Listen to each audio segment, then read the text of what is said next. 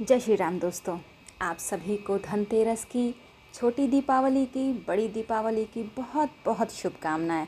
मेरी ईश्वर से प्रार्थना है कि आप सब लोग हमेशा खुश रहें, एक साथ रहें, एक दूसरे का ख्याल रखें। और आज हम बात करते हैं राम भक्त हनुमान जी की। जब राम भक्त हनुमान जी की बात होती है तो उनके आगे किसी की नहीं चलती। इसीलिए तो कहा गया है कि सियावर रामचंद्र की जय, पवन सुत हनुमान की जय। देरी न करते हुए कहानी का शीर्षक है राम काज करिबै को आतुर।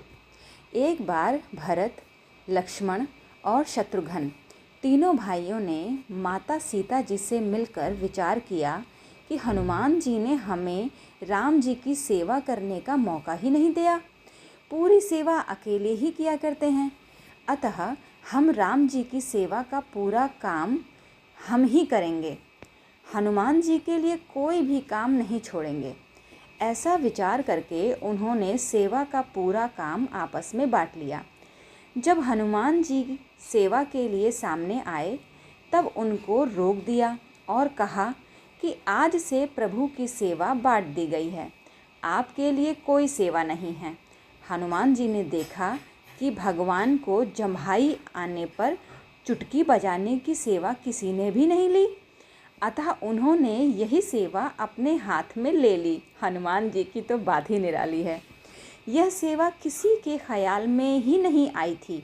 हनुमान जी में प्रभु की सेवा करने की लगन थी। जिसमें लगन होती है उसको कोई ना कोई सेवा मिल ही जाती है।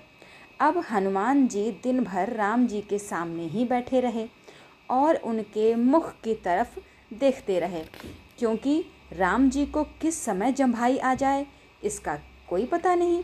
जब रात हुई तब भी हनुमान जी उसी तरह बैठे रहे। भरत आदि सभी भाइयों ने हनुमान जी से कहा कि रात में आप यहाँ नहीं बैठ सकते, अब आप चले जाएं। हनुमान जी बोले कि कैसे चला जाऊं, रात को न जाने कब राम जी को जम्हाई आ जाए। जब बहुत आग्रह किया तब हनुमान जी वहाँ से चले गए और छत पर जाकर बैठ गए। वहाँ बैठकर उन्होंने लगातार चुटकी की बजाना शुरू कर दिया, क्योंकि राम जी को न जाने कब जम्हाई आ जाए। यहाँ राम जी को ऐसी जम्हाई आई कि उनका मुख खुला ही रह गया, बंद हुआ ही नहीं। यह देखकर सीता जी बड़ी व्याकुल हो गईं कि न जाने राम जी को क्या हो गया। भरत आदि सभी भाई आ गए।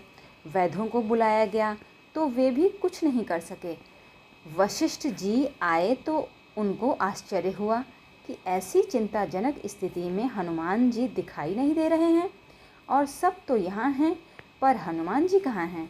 खोज करने पर हनुमान जी छत पर बैठे चुटकी बजाते हुए मिले।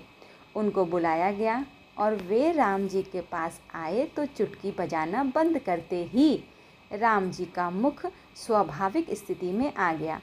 अब सबकी समझ में आया कि यह सब लीला हनुमान जी के चुटकी बजाने के कारण ही थी।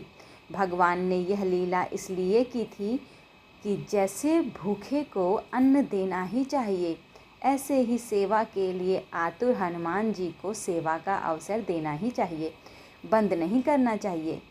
फिर भरत आदि भाइयों ने ऐसा आग्रह नहीं रखा। आपको ये कहानी कैसी लगी हो, कमेंट सेक्शन में जय श्री राम लिख करके ज़रूर बताइएगा। तब तक के लिए शुभ दीपावली।